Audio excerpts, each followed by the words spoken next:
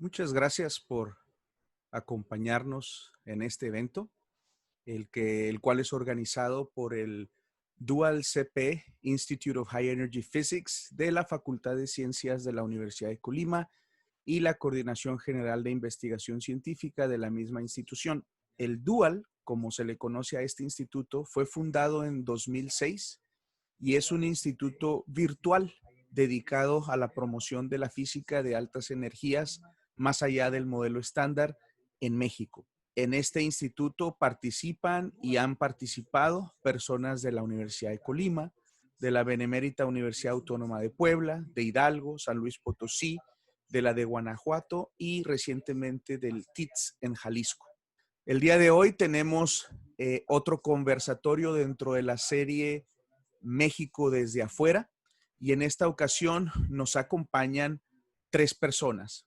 Estos conversatorios se tienen el propósito de platicar y conversar con personas que egresaron de la Universidad de Colima en la Facultad de Ciencias y que posteriormente salieron del país para realizar sus doctorados y dedicarse a la ciencia.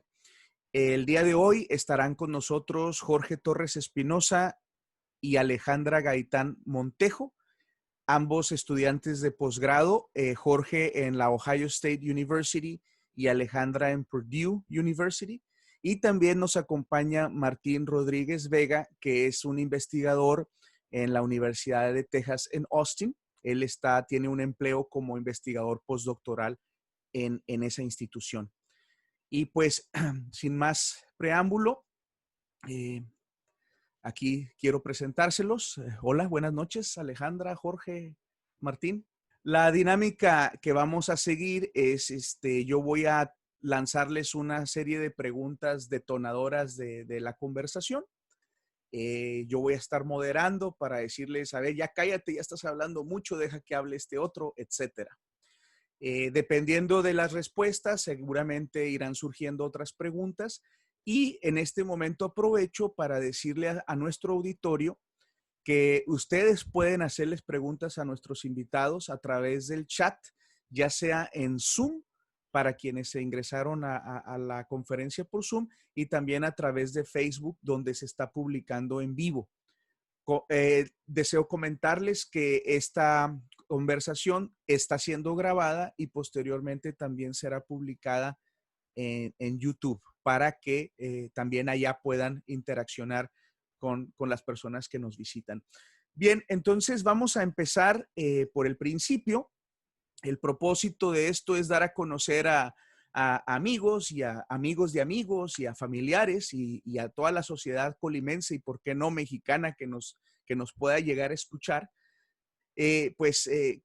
por qué jóvenes se dedican a la ciencia y cuáles son sus experiencias en ese camino.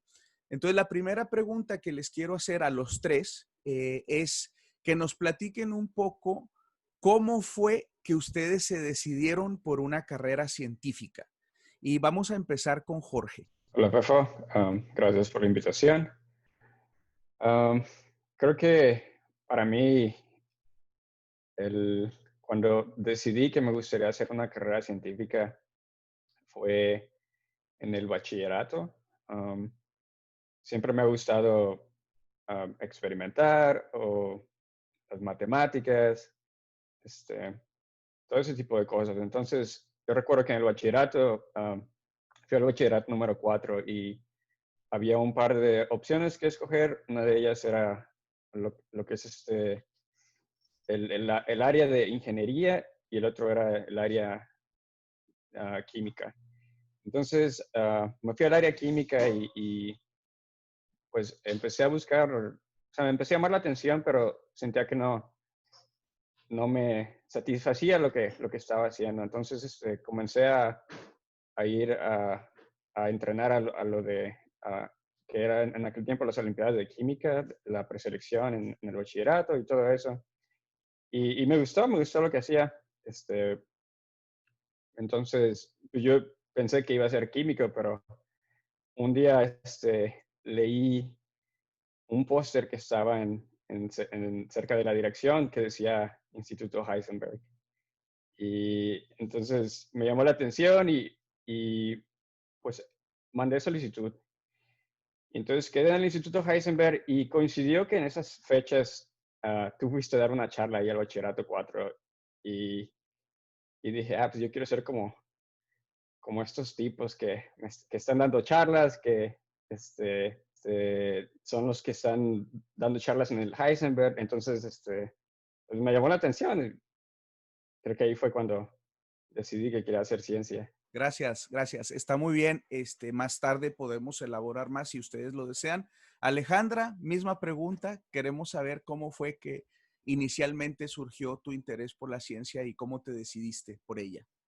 Ok, creo que igual que Jorge, la idea comenzó en el bachillerato o, bueno, casi al inicio del bachillerato.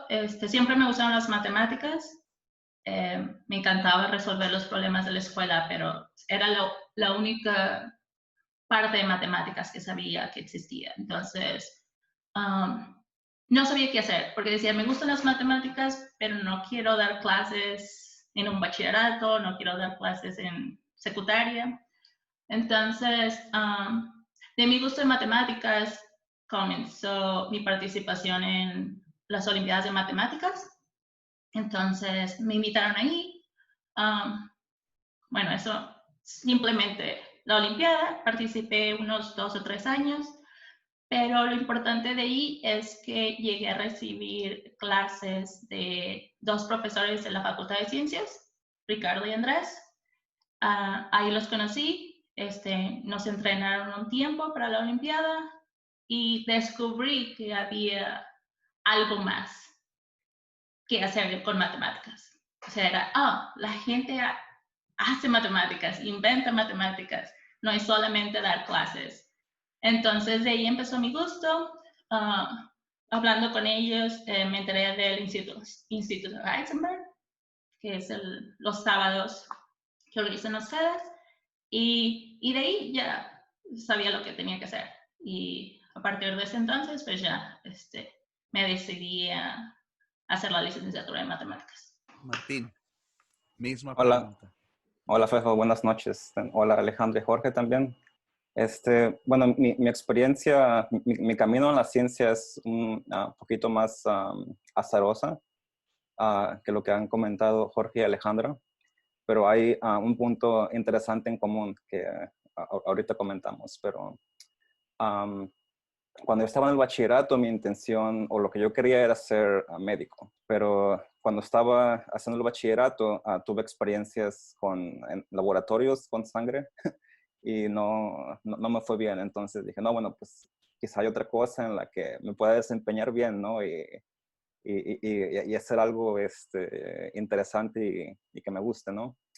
Entonces, buscando con unos amigos que tenía en ese momento, empezamos a aprender de lo que se llamaba ingeniería biomédica. Y dije, no, pues esta es mi carrera, ¿no? Tiene medicina y tiene algo de ingeniería, que quizás es algo que yo quiera hacer, ¿no? Pero cuando estaba en sexto de bachillerato, tuve la oportunidad de atender el Instituto Heisenberg y ahí fue donde aprendí que hacer una carrera en física podría ser una opción. Pero cuando entré a la facultad, mi intención era, al salir a la facultad, estudiar una especialidad en física médica, ¿no? Que trata un poquito de radiación para tratamientos de cáncer y otras cosas. Y recuerdo que tuvimos una plática muy al principio tú y yo, Fefo. No me acuerdo bien qué me dijiste, pero me recuerdo salir de esa charla con la idea, ok, si esto es lo que quiero, hacer mi carrera de física y después avanzar. Y cuando me di cuenta ya tenía una oferta para hacer un doctorado en un área que no era física médica. Y entonces de ahí ha sido el camino, ¿no? Muy Y bueno, bien. Muy bien. Antes de que te vayas a esa parte del doctorado, algo que me gustaría, algo que me gustaría que nos compartieran, algo que me gustaría que nos compartieran es, díganos por qué estudiaron en la Universidad de Colima. Brevemente. Alejandra. Ah, bueno, conociendo a los profesores y sabiendo que no había tantos estudiantes, supe que iba a tener conocimiento de calidad y además iba a tener los profesores a mi disposición, si lo quieres decir así. También apliqué a otra escuela. Al final decidí quedarme en Colima y hacer la licenciatura con ustedes. Jorge. Creo que principalmente porque estaba cerca de donde yo vivía. También tenía la idea de mandar solicitudes a otras universidades, a la UNAM, por ejemplo. Pero recuerdo que alguna vez, creo que todavía tienes el blog Conciencia en Colima, no sé si todavía lo tengas, pero alguna vez comenté ahí y pregunté de por qué, no por qué, sino que, ¿qué me sugerirían ustedes, gente que hace ciencia en Colima, para mi licenciatura? Si me convendría quedarme aquí o si habría una gran diferencia en si me voy a una universidad más grande, por la UNAM, por ejemplo. Y al final me convenció la parte de que Colima o la Facultad de Ciencias es pequeña, entonces la comunicación es personalizada. Entonces fue algo que me convenció a mí. Y aparte de que cuando fui al Instituto Heisenberg, Andrés Sepúlveda, que fue otro panelista hace un par de semanas, fue a dar una charla y él nos comentó no, pues es que estoy muy contento de estudiar aquí en la Universidad de Colima porque tuve la oportunidad de ir a Fermilab e hice internship ahí, perdón. Y me convenció eso. Dije, hay oportunidades aquí y parece que es una buena universidad. Entonces, fue lo que me hizo decidir quedarme en Colima. Martín. Sí, para mí, bueno, en mi caso fue una combinación de el Instituto Heisenberg, de que, bueno, sí fue una experiencia que te da esa curiosidad, ¿no? De seguir aprendiendo más sobre lo que te platican ahí, ¿no? Y el otro factor importante fue la cercanía de mi casa, porque no hubiera sido posible para mi familia mantenerme en otros estados. Yo tenía, me habían aceptado en una universidad en el DF y en Guadalajara, pero siendo sinceros, no había posibilidades económicas para mí de moverme a otro lado, ¿no? Ok, muy bien. Entonces, bueno, en este caso, ustedes tres han mencionado al Instituto Heisenberg. Para quien no sabe qué es el Instituto Heisenberg, porque ahorita nos están escuchando personas que quizá les conocen o han escuchado de nosotros, pero que no necesariamente están dentro de la universidad o conocen los ámbitos de la facultad. ¿Cómo podrían describir brevemente qué es el Instituto Heisenberg? Alejandra. Es primero una invitación a estudiantes de bachillerato, donde acudimos cada sábado por ciertas horas, 3, 4 horas, ni siquiera recuerdo, se te va el tiempo muy rápido, en donde tenemos charlas de científicos de la Universidad de Colima, a veces de extranjeros, a veces de otras universidades en el país, de ciencia. También tenemos algunos cursos de física y matemáticas, donde nos enseñan cosas que no vemos en el bachillerato, pero que son más entretenidas. Algo así. Perfecto. ¿Algo que quieran agregar ustedes dos que no sea lo que ya dijo Alejandra? El que quiera, levante la mano. Martín. Sí, bueno, 3 palabras: pizza, amigos y charlas. Ok, muy bien. Jorge, ¿estás de acuerdo con todo? Sí, muy de acuerdo. Agregar nada más que era la oportunidad de estudiantes de bachillerato interaccionar con científicos, algo que no podías, nunca me imaginé que podía hacer, por ejemplo. Ok, bien. Entonces, ustedes tres de diferente manera, pero han tenido ya la experiencia por estar en un lugar donde ustedes, Alejandra, Jorge, están terminando sus doctorados. Martín, tú ya terminaste y ya has trabajado en varios lugares, pero entonces siempre han estado cercanos a ambientes universitarios, ya incluso de otros países. Y bueno, como ustedes saben, en el ámbito científico, en el ámbito académico, pues la formación de personas a nivel licenciatura es algo que se vive en todas estas universidades. Por lo tanto, ustedes también han visto ya desde afuera, pero de manera cercana, cómo son programas de licenciatura en otros lugares, tanto en México, por simple curiosidad, supongo, o por compañeros de otras universidades que ustedes han conocido, y en Estados Unidos. Tomando en cuenta eso, describan a nuestro auditorio cómo fue su licenciatura. Y empezamos por Martín.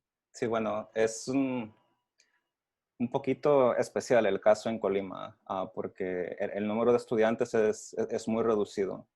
Entonces, las clases, la manera de interactuar con los instructores es muy diferente a lo que regularmente se hace en universidades más grandes, ¿no? Digamos, en un lugar promedio, en Estados Unidos, cuando tomas tus primeros cursos de física, tienes a tu lado 100, 200 otros estudiantes, ¿no? Y cuando te vas a los cursos más avanzados, son 15, 20 personas, ¿no? Entonces es un poquito diferente. Cuando yo estudié la carrera, éramos al principio 10 personas y para mediados de la carrera ya estábamos 3 o 4 personas. Entonces era otra cosa. Y además, en mi experiencia personal, yo empecé muy pronto a hacer investigación. Recuerdo que toqué la puerta de Paolo en mi primer o segundo semestre y desde entonces ya él me había dado un paper para leer y empezar a trabajar. Entonces, eso no es algo que se encuentre tan fácil en mi experiencia en otras universidades. Gracias, Martín. Alejandra. Bueno, incluyendo que somos pocos estudiantes y tenemos más acceso a trabajar con profesores, algo que me sucede mucho es que cada vez que cuento mi experiencia en licenciatura, mis compañeros se sorprenden y hasta envidia les da porque les cuento las clases y el nivel de conocimiento que teníamos en la licenciatura. Porque al menos en Estados Unidos tienen clases muy básicas el primero y segundo año y después algunos llegan a tener una clase de nivel de primer año de doctorado. Eso sí tienen suerte, ¿no? Entonces, cuando yo les cuento el material, todas las clases, los cursos que llevamos, siempre se sorprenden y les da envidia y me siento muy bien por eso. Ya, le voy a dejar a Jorge, ¿no? Jorge, adelante. Sí, yo creo que no hay mucho que agregar. Estoy de acuerdo con lo que dijo Martín y Alejandra. Tal vez en el sentido de que en Colima, por ejemplo, comparado acá con lo que pasa en Estados Unidos, es de que no tienes que aprender otro idioma para hacer lo que quieras hacer, ¿no? La gente, por ejemplo, aquí siempre toma las clases en inglés. Y en Colima me recuerdo que a partir de cierto nivel era importante que tuviera cierto nivel de inglés, porque los libros eran en inglés y algunas clases, algunas charlas de gente que venía de otras partes del mundo eran en inglés. Incluso algunas clases eran en inglés, entonces creo que es una de las diferencias que yo veo. Ok, muy bien. Entonces, quiero que se sitúen en su licenciatura. Han pasado algunos años, pero creo que pueden recordar algunas de las cosas que vivieron en esa época. Y en particular, quiero que nos platiquen el proceso personal de cada uno de ustedes de cómo deciden irse al posgrado. Es decir, ¿cuándo deciden que se van a ir a un posgrado? Y luego todo lo que está alrededor de lo que hicieron para irse. Entonces, empezamos por Jorge, para darle tiempo a Martín que recuerde. Entonces, vamos Jorge, Alejandra y Martín. Creo que a mí, yo nunca llegué a la facultad, no inicié mi licenciatura pensando en que iba a estudiar un posgrado. Creo que eso sucedió durante la licenciatura. Incluso en el primer año no se me ocurrió. Creo que cuando cuando empecé a tener la idea es cuando, creo que fue el primer verano que estuve ahí. Algunos de los estudiantes que estuvieron en la facultad, pero que ahora, o que en aquel tiempo estaban haciendo su doctorado, fue a la facultad y entonces platiqué con él. No recuerdo si fue Andrés o si fue incluso tú, Martín, no recuerdo, pero entonces me di cuenta de que a mí nunca se me ocurrió cómo alguien de Comala, por ejemplo, pudiera estar haciendo un doctorado en Estados Unidos. Y pues era algo que tenía en la mente, ¿no? No sé en qué etapa de la vida te ponen ese chip, pero era soy de Comala, no me imagino haciendo esto en Estados Unidos. Me imagino tal vez yendo a Estados Unidos a cosechar o a plantar cosas o de mano de obra, pero nunca me imaginé el doctorado. Entonces, platico con alguno de ellos y me cuento su experiencia y pues me entra la idea, ¿no? Pues a mí también me gustaría, ¿por qué no? Creo que a partir de ese momento, platicar con ellos y platicar con los profesores y ver que los profesores tenían doctorados, entonces fue lo que me convenció de decir, yo también quiero un doctorado, se ve que esta gente es interesante, yo también quiero ser interesante, entonces fue ahí cuando decidí que me gustaría hacer un doctorado. Alejandra. Bueno, como Jorge, igual la idea de hacer un doctorado era no solo lejana, pero ni siquiera pensaba en ella cuando entré a la licenciatura. Sí sabía que los profesores habían hecho un doctorado, nos hablaban de eso en el Instituto Heisenberg, pero era una idea así como de, sí, seguro, ¿cómo voy a pagar eso? O sea, ¿qué quieres? Pero una vez en la licenciatura, te encuentras con la idea de que es posible, de que una persona de Comala, una persona de Colima, del Mirador, lo puede hacer, ¿no? Y sí, parecía imposible al principio en mi caso porque no quería aprender inglés, pero me di cuenta que si quería hacer matemáticas, primero tenía que aprender inglés y tenía que prepararme, y desgraciadamente en México no tenemos la preparación, o sea, no vas a tener la misma preparación si sales afuera a hacer un doctorado. Entonces, mágicamente un doctorado se convirtió en la única opción y pues a trabajar a eso.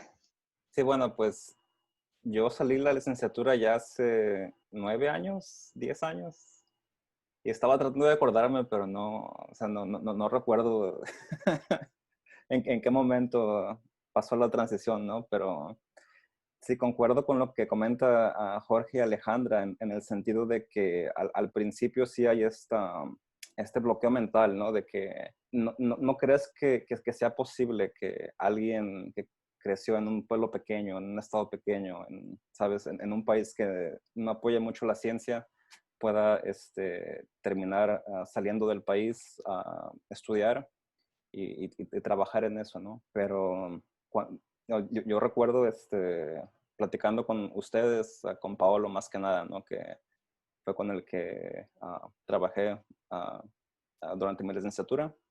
Y bueno, de repente ya estaba la oportunidad, ¿no? O la idea. Y una cosa importante es que tiene un precio el arrancar este proceso, ¿no? Porque tienes que pagar exámenes, tienes que pagar aplicaciones, ¿no? Y eso no hubiera sido posible sin el donativo que recibí a través de un programa que tenían ustedes hace unos años, que fue con el que pude pagar mis exámenes y guardar un poquito para el avión y colectar con la familia, ¿no? Para juntar este primer boleto de avión para venir para acá. Gracias, Martín.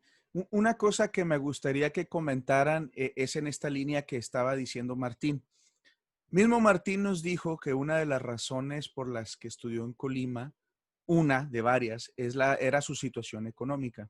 Para la gente que no está en el ambiente científico y que escucha que hay gente estudiando en el extranjero, por lo general piensa en una de dos cosas. O son políticos, hijos de políticos corruptos que les paga a alguien para que se vayan y tienen mucha lana, ¿sí? ¿Quién sabe por qué piensan eso? O sea, mal pensados, yo nunca he visto algo así. O pues que hay becas de su país, a lo mejor conocen o han escuchado del CONACYT, que les puede dar un apoyo para irse. Otra idea que creo que puede ser muy común entre las personas que nos escuchen, que no están involucradas en el ambiente científico, es de que, bueno, estudiar una licenciatura en un país como Estados Unidos es bien caro, pues un doctorado debe ser muchísimo más caro. O sea, ¿quién puede hacer eso? Seguramente solo personas que tienen muchos recursos económicos. Martín menciona del costo o el precio que tuvo para poder lograrlo, pero me gustaría que fueran más específicos o nos platicaran un poco más, le platicaran a futuros estudiantes, a futuros padres y madres de familia, ¿por qué sí se puede? ¿Qué es lo que en realidad se necesita para que estudiantes de ciencia puedan irse al extranjero, en donde les van a pagar todo y ya nunca van a tener, no van a tener que pagar absolutamente nada, más que lo que mencionó Martín, que obviamente también es difícil, pero no se compara con lo que se tendría que gastar para pagar la educación que están recibiendo. Entonces, sí me gustaría que hablaran un poco de eso. Entonces, empezamos con Jorge de nuevo, para que no se nos vaya a quedar dormido. Sí, o sea, platícanos quién te paga, cómo conseguiste que te pagaran, cuánto dinero tuviste que invertir y cuánto dinero te han tenido que estar dando tus padres durante tu educación. Sí, desde que desde que empecé el doctorado, el dinero que he recibido de mis padres es cero. Lo que yo recibo, lo que a mí me pagan, que es le llaman estipendio, es por parte de la universidad. La universidad me contrató los primeros años como un asistente de profesor, entonces yo tenía que ir a lo que le llaman, no sé cómo se traduzca en español, pero son como sesiones de problemas, donde los estudiantes vienen y les explicas un par de problemas y a veces les aplica los exámenes y todo eso.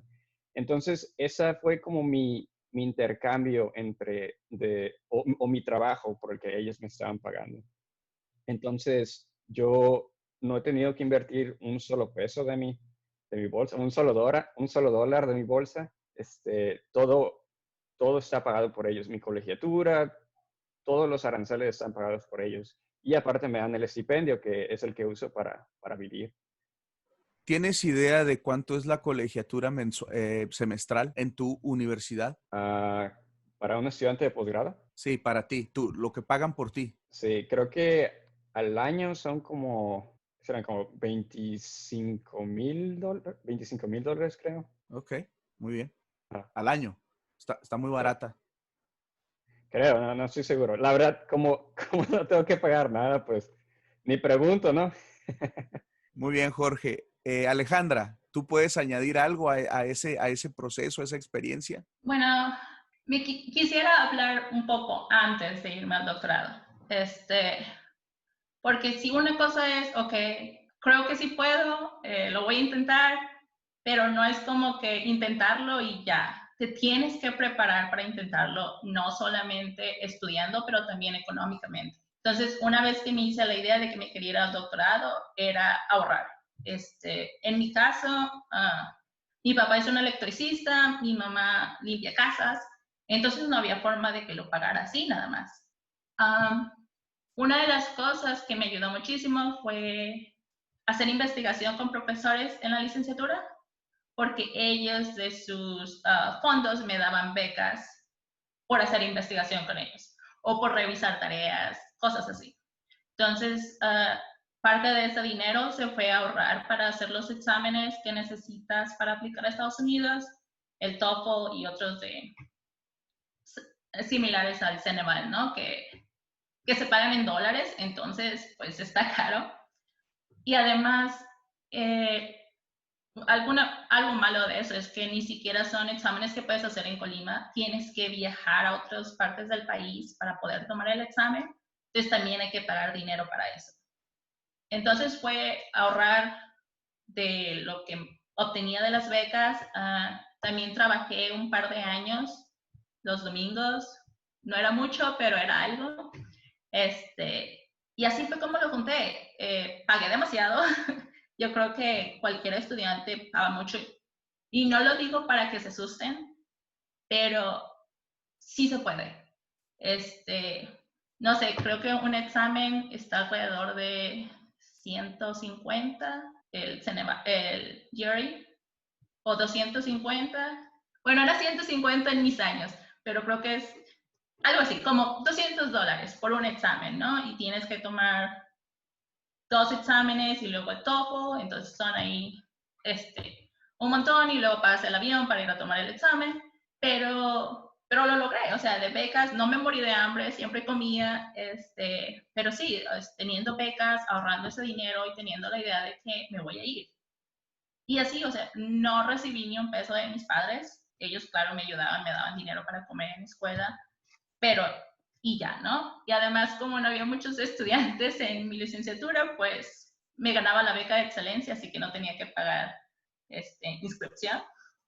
Y pues así se juntó. Y cuando me vine a Estados Unidos, una persona que quiero mucho me regaló el boleto de avión. Y mi mamá, nada más por ser chida, me dio algo de dinero. Pero a partir de eso, lo padre de Estados Unidos es que no te mandan una carta y dicen, fuiste aceptada. Pero te dicen, fuiste aceptada y te ofrecemos esta cantidad de dinero al mes. Entonces, una vez que lo logras, ya no tienes que pagar ni un solo centavo. Y ahora ellos te pagan a ti. Gracias, Alejandra. Martín, ¿quieres añadir algo a esta saga o nos quedamos ya con eso? Solo un comentario.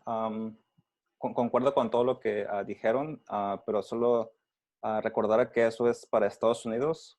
Hay también otros lugares muy buenos en los que los estudiantes pueden pensar en aplicar, en los que no requieren esos exámenes, ¿no? Por ejemplo, en Alemania, que hay muchas universidades muy buenas. Esa también podría ser otra opción en la que la gente que escucha tu programa puede pensar en revisar, ¿no? Pero de ahí en más, ya es todo. Gracias, Martín. De hecho, una noticia buena dentro de todo lo malo que estamos viviendo con la pandemia es de que muchas universidades de Estados Unidos desde hace años han estado un poquito mostrando resistencia hacia la compañía que hace los exámenes como el Ceneval, porque lo están viendo ya como demasiado negocio y que en realidad los resultados no les sirven para mucho. Y entonces ya venían varios años diciendo que muy probablemente ya no iban a requerir esos exámenes, lo cual pues aligera el costo para los estudiantes que quieren solicitar. Y ahora con la pandemia, la situación que se está viviendo, en donde pues es difícil que los estudiantes vayan a hacer exámenes presenciales, etcétera, ya hay muchas universidades que ya no los están requiriendo y yo creo que va a continuar así. Entonces eso va a facilitar un poco para casos como los de ustedes, casos como los estudiantes que nosotros tenemos en Colima, en donde sí existen estos mecanismos de apoyo, pero como dice Alejandra, requiere de mucha organización, de mucho esfuerzo, de tener ideas muy claras y sobre todo pues de una responsabilidad muy grande y una disciplina muy grande para poder lograrlo, ¿no? Que a final de cuentas pues es parte también de lo que a veces se van a necesitar para poder tener éxito en lo que se van a ir a hacer, ¿no? Que eso me trae a mi siguiente pregunta y con esta quiero empezar con Martín. ¿Cómo describirías, Martín, pensando en que se lo estás platicando a alguien que nunca ha estado ahí, que no sabe bien lo que es? ¿Cómo describirías tu experiencia personal durante tu doctorado? Bueno, lo primero que se me viene a la mente es mucho trabajo, porque, bueno, ya tú estás a cargo de toda tu vida, ¿no? Para empezar. Y encima de eso tienes... Para situarnos, dinos dónde hiciste tu doctorado y en qué área, y luego le continúas. Ok.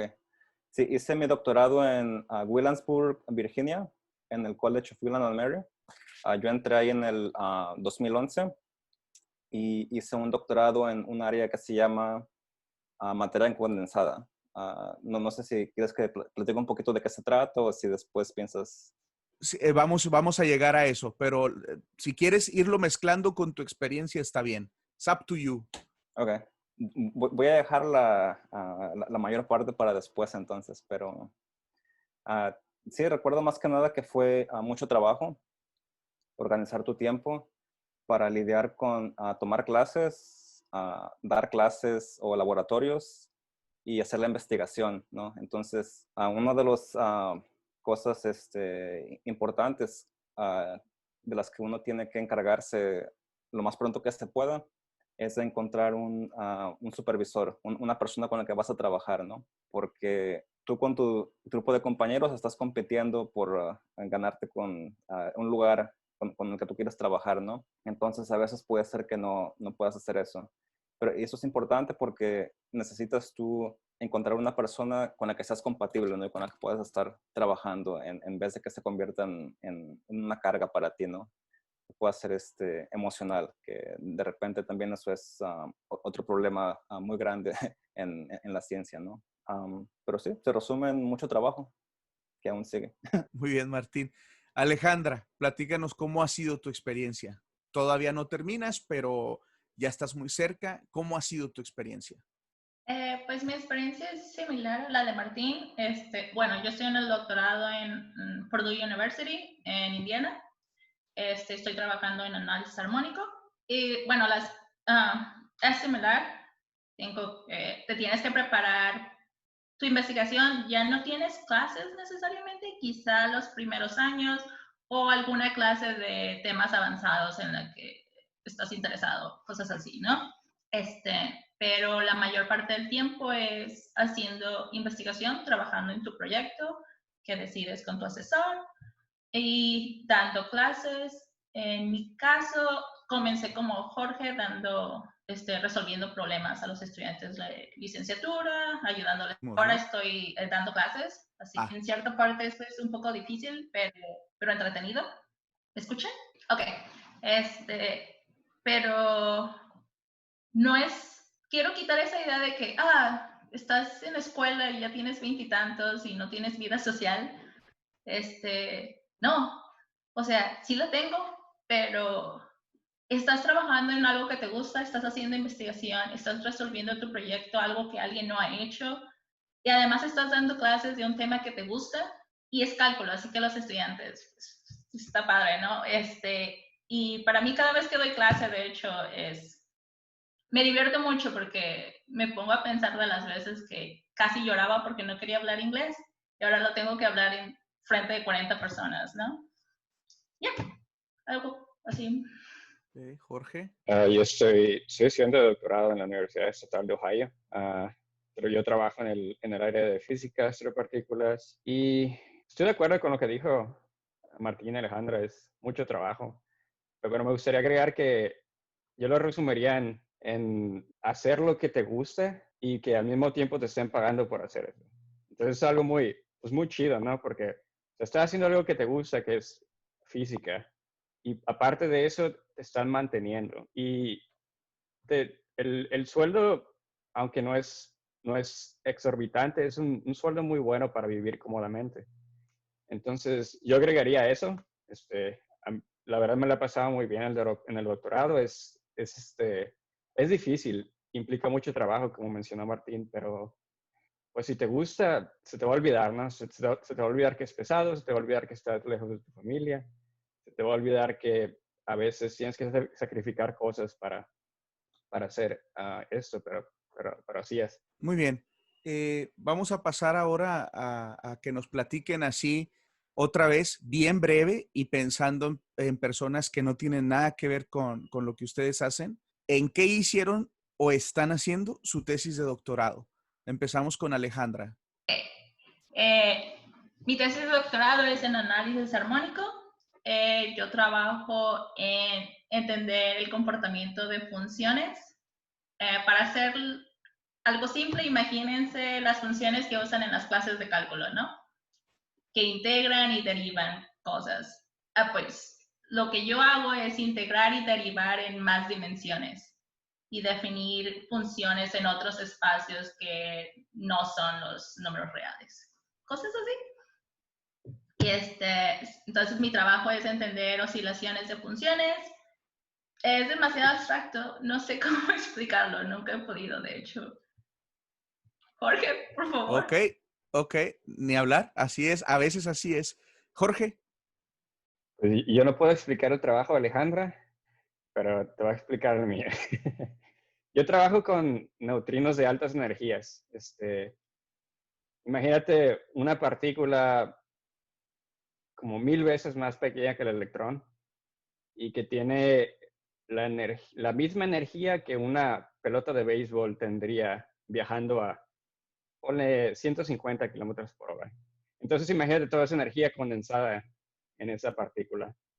Y el problema es de que esas partículas son muy, muy difíciles de atrapar. Y aparte de eso, hay otra dificultad, que es de que esas partículas vienen de otras galaxias, no es de nuestra galaxia, y eso implica que el número de partículas que vienen a la Tierra o que llegan a la Tierra es es minúsculo. Entonces imagínate que tienes esa partícula que casi no interacciona y que casi no llega a la Tierra. Entonces mi trabajo consiste en traer nuevas ideas de cómo podemos detectar estas partículas. Actualmente estoy trabajando en un experimento que se llama Scary and Radar Array, que es un experimento que está en el Polo Sur. Y lo que hacemos es tratar de detectar estas partículas con antenas, con radioantenas. Está muy chido y a mí me gusta mucho, pero creo que, creo que es todo lo que puedo decir de lo que hago. Siempre te me figuraste así medio pingüino. ¿Vas a ir al Polo Sur? ¿Quién sabe? No, ahorita no. No pronto porque están todos aislados por allá, entonces.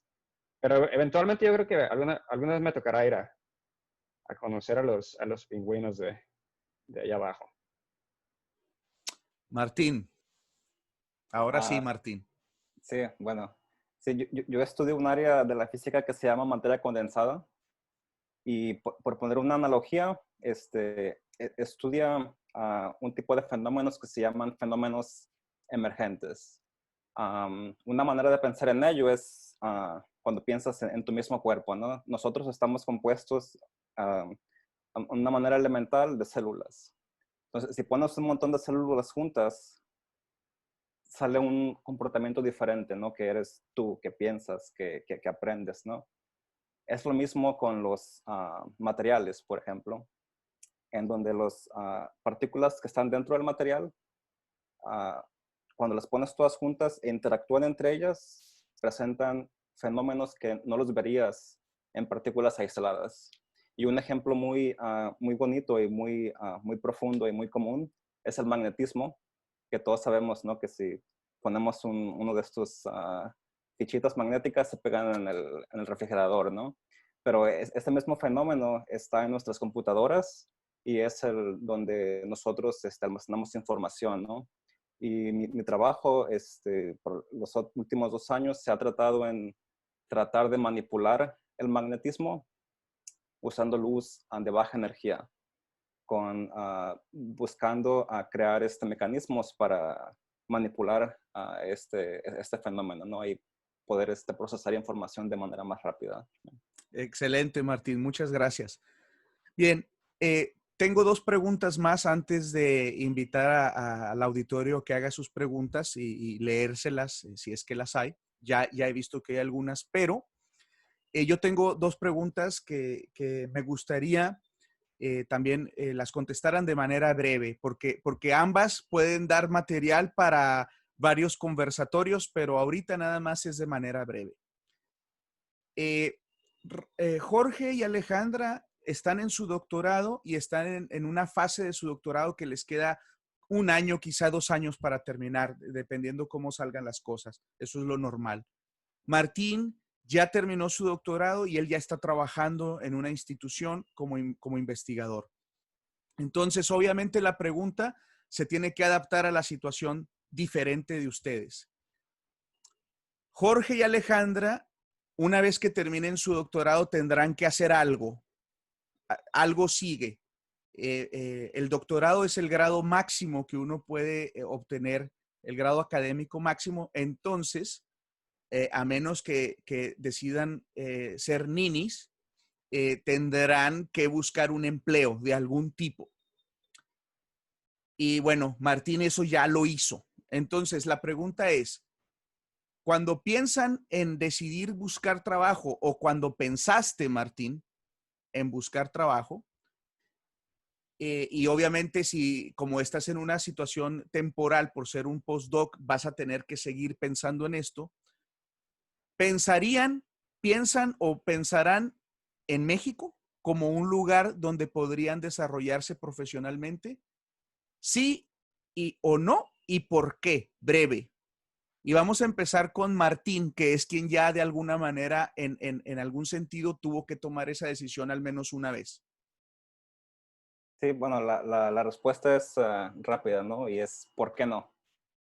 Yo en este momento ya tengo listo mi plan de trabajo para mi siguiente posición, y en cuanto yo vea un concurso para posiciones en México, estaré mandando mis aplicaciones, ¿no? Cuando buscaste el trabajo y solicitaste trabajo en el que estás ahorita, ¿mandaste solicitudes a México y si no, por qué?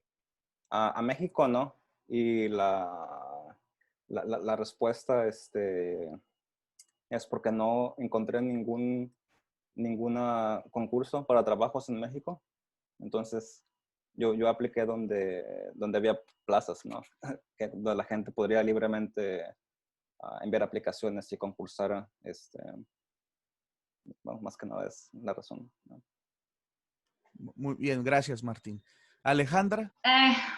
Bueno, me encontraste en un momento en el que estoy pensando y he estado en varios meses tomando la decisión de si quiero seguir una carrera científica o quiero irme a la industria.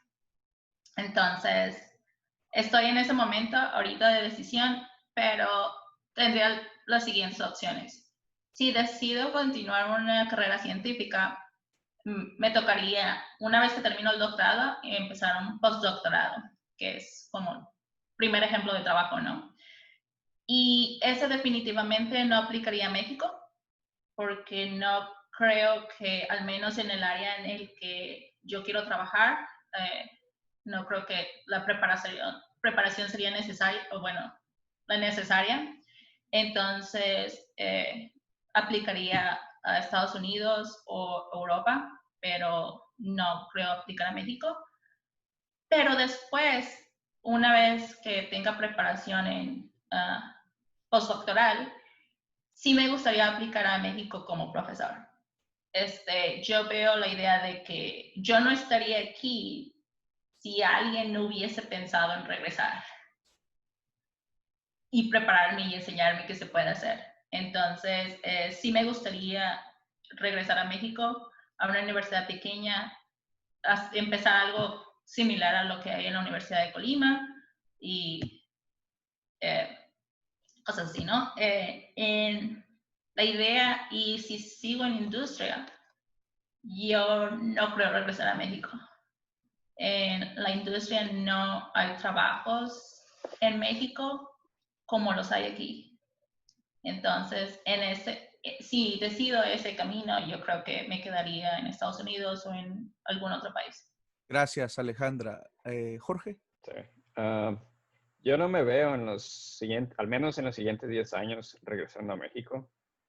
Independientemente de lo que haga, creo que las oportunidades que hay en México son bastante contadas a lo que he oído o he leído, y el nivel de lo que podría hacer sería un poco menor, o tal vez menor de lo que podría hacer acá, o en otras partes del mundo. Entonces, no me veo regresando en los siguientes 10 años, pero hay una parte de mí que, como dijo Alejandra, tienes como ¿cómo le llamas? Como solidaridad o no sé cómo llamar, de que te gustaría aportar algo de lo que tú recibiste.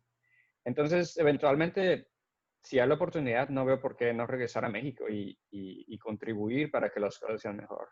Ok. Entonces, última pregunta. Quiero que la respondan únicamente si han estado siguiendo más o menos de cerca la situación reciente que se está viviendo en México con respecto a la ciencia y a la administración científica en el país, al ambiente político que involucra la ciencia. No estoy seguro si ustedes han estado pendientes de eso. Es muy probable que no, porque ustedes están muy ocupados y pues tienen otro tipo de preocupaciones. Sin embargo, creo que existe la posibilidad de que sí, pues por mera curiosidad o interés personal, pues lean las noticias de México y tienen colegas mexicanos, tienen compañeros y compañeras que están todavía en México. Y si sí, entonces me gustaría que nos dieran su opinión de la situación actual de la administración científica en el país. Si no, pues díganme, no, yo no sé nada de eso y ya. Pero si sí, me gustaría escuchar sus opiniones. Entonces empezamos por Jorge. De lo que he leído, principalmente las noticias que tengo de México en ese ámbito no son por periódicos o por la prensa, sino que es por medio de redes sociales, por ejemplo, Facebook o Twitter. Entonces, lo que yo leo ahí es tal vez un poco sesgado hacia una cierta parte, pero lo que yo veo es de que hay un cierto, no sé si llamarle rencor o cierto antagonismo a cierta parte de los científicos en México. No puedo comentar en el áreas sociales o áreas de humanidades porque creo que no sigo a mucha gente de esa área y no sé si el mismo antagonismo se esté presentando, pero sí es lo que he visto de que hay un cierto tiempo, sí, cierto tipo de antagonismo no entiendo la causa, pero se ve que existe por medio principalmente por la administración de lo que es CONACYT. He oído palabras o frases como ciencia neoliberal o no recuerdo qué otras cosas, pero está una parte que es esa y la otra parte es de cierta pseudociencia. Entonces a veces veo que gente retuitea a la coordinadora de investigación científica de X parte de México, invita a una persona que hace homeopatía, por ejemplo, a dar una charla, o a una persona que se especializa en Reiki a dar una charla. Ese tipo de bullshit que le llaman en Estados Unidos, ¿no? Entonces, pues es triste ver eso, es triste ver que haya un cierto tipo de antagonismo a la ciencia. No sé si hay alguna cierta ignorancia ahí, perdón, o hay algún tipo de resentimiento, pero están ignorando el hecho de que la ciencia básica, por ejemplo, es a lo que contribuye al desarrollo de la economía, al desarrollo del país. Y pues es triste y creo que es un síntoma de lo que ha pasado, de lo que ha estado pasando en México y pues tiene que cambiar.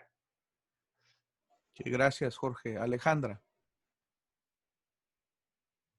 Bueno, la idea es similar a la de Jorge, igual de redes sociales es donde me entero de algunas cosas, pero creo que, como siempre, pero ahora parece que con redes sociales parece que se ve más la ignorancia de la sociedad, ¿no? Hay que hablarlo así, la ignorancia. La mayoría somos ignorantes y en la ciencia, y tú ves, por ejemplo, con lo de la pandemia, he visto 20,000 teorías de la pandemia, que fue creada aquí, que fue creada allá, que los teléfonos la crearon o no sé qué. Pero no solo es de que crean teorías tontas, pero además de que los científicos están en contra de la gente. O ahorita la pandemia la gente no está escuchando científicos. Por eso estamos como estamos ahí. Y te das cuenta de que la gente no confía en científicos, no cree que la ciencia es fundamental para el desarrollo del país. Y la administración ayuda, ¿no? Entonces, las cosas no son tan diferentes en Estados Unidos, seamos honestos, al menos no en los últimos años. Y sí duele la verdad, ver las noticias, ver cómo se trata y ver estudiantes, compañeros, amigos que están perdiendo oportunidades de hacer doctorados fuera en el extranjero, por ejemplo, porque no pueden tener becas de CONACYT porque las están cortando, o simplemente el hecho de que se hable de que estudiantes en el extranjero odian a México. En algún momento lo llegué a ver, que nos vamos de aquí porque odiamos el país. No, o sea, yo me encantaría regresar al país, me encantaría poder trabajar allá, pero desgraciadamente a veces no se puede. Y no sé qué decir. Ok, Martín. gracias Alejandra. Martín. Ah, bueno, no tengo nada más que agregar, solo compartir la preocupación por la situación actual. Y bueno, mis fuentes también son las redes sociales más que nada. Entonces, también puedo estar un poquito sesgado por ahí, pero es lo que parece, ¿no? A la distancia. Y bueno, esperemos que se revierta la situación, ¿no? En algún momento. Sí, muchas gracias. Tocando el tema que mencionaba Alejandra de que por un lado está la desconfianza de la sociedad y también lo proclive que es el ser humano a estas teorías de conspiración, etcétera.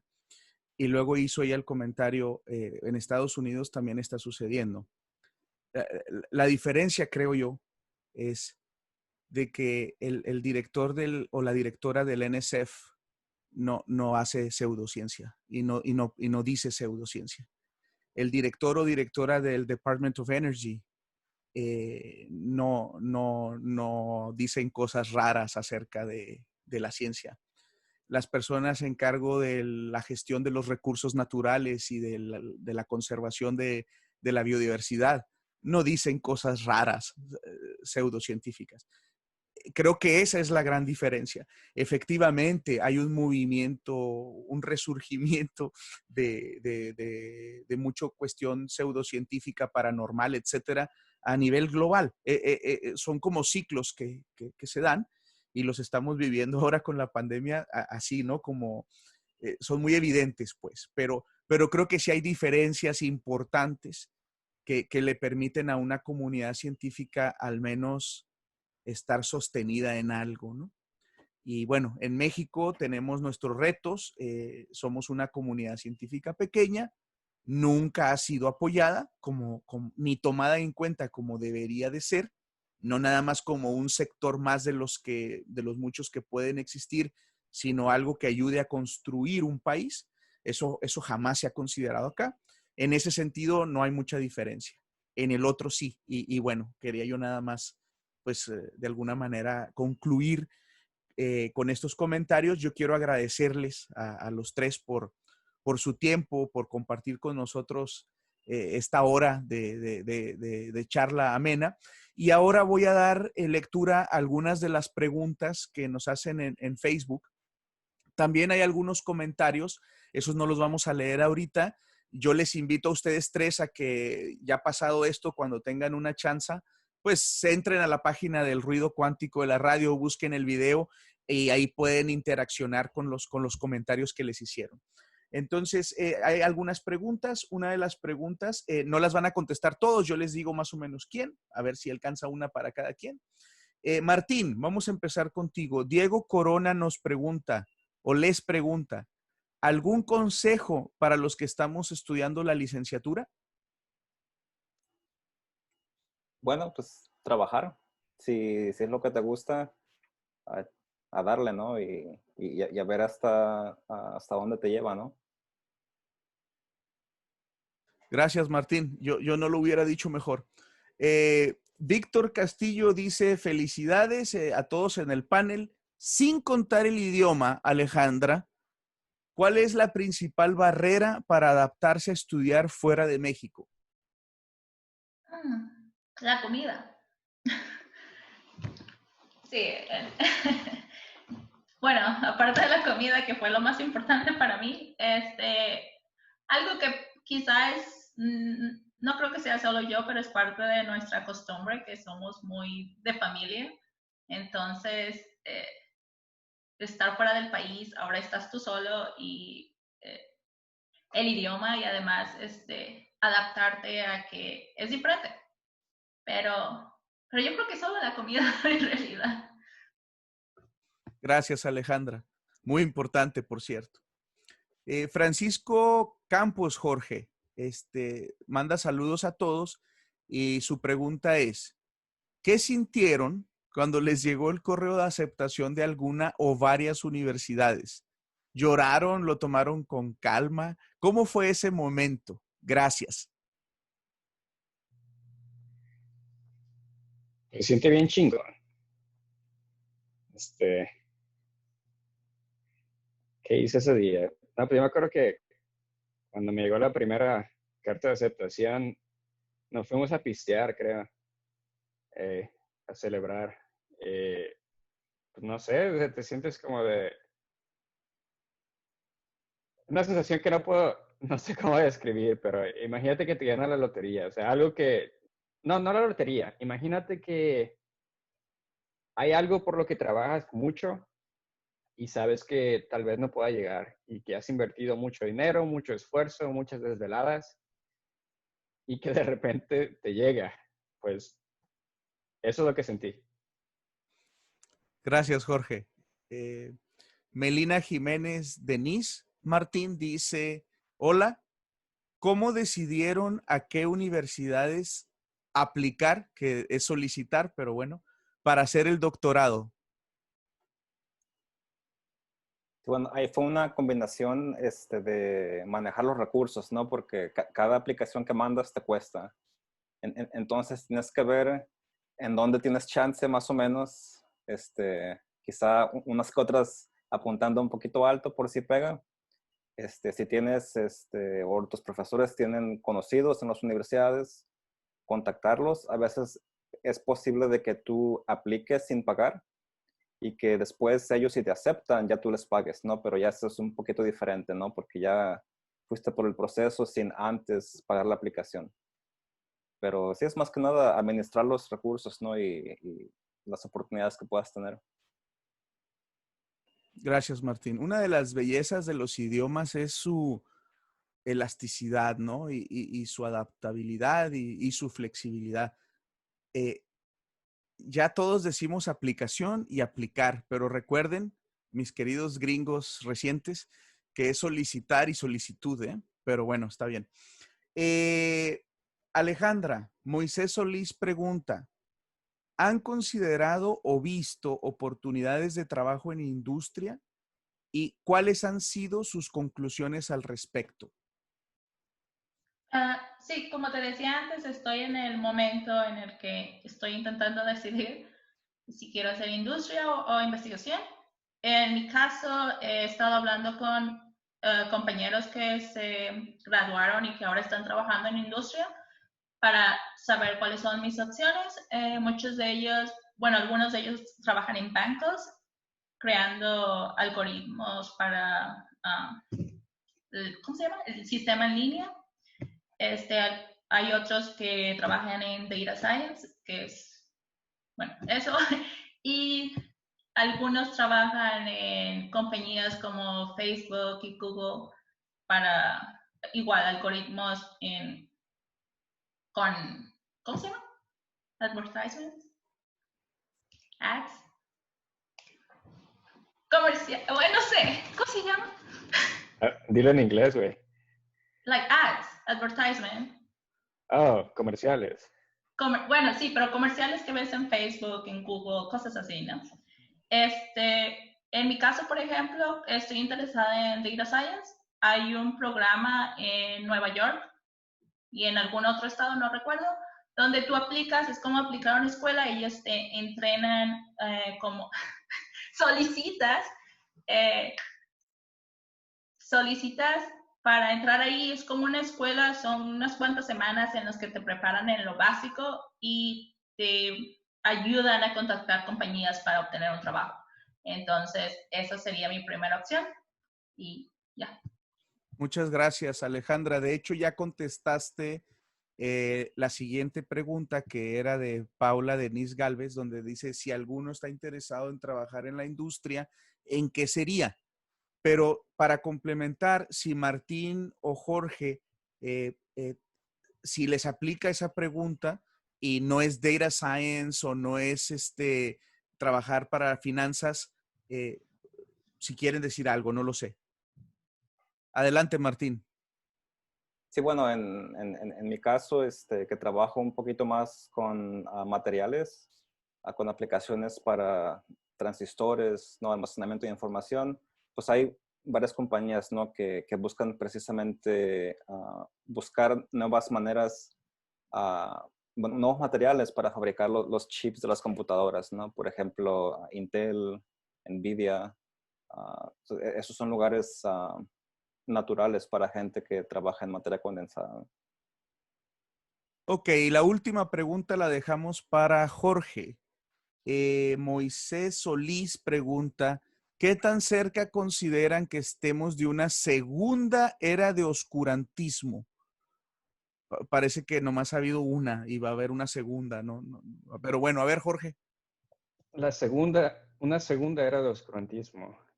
Yo creo que calcula desde el año 0 hasta donde pasó la primera y multiplícalo por 2. Hey.